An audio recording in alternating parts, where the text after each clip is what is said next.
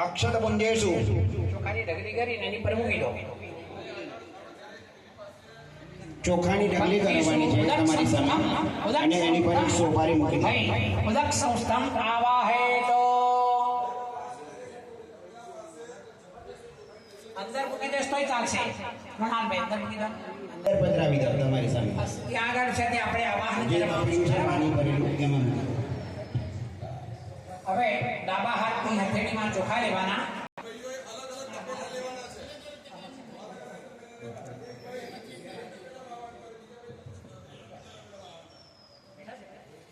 ચોખા લઈ લેજો. હા બસ. હવે ડાબા હાથની અંદર ચોખા લેવાના.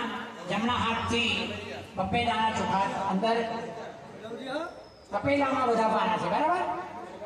ઓમ ભૂર્વસ્વઃ મત્સ્યૈ નમઃ. હવે દ્વિતીય પંક્તૌ ક્રમેણ જીવ માત્રકાહ અંદર વધાવતા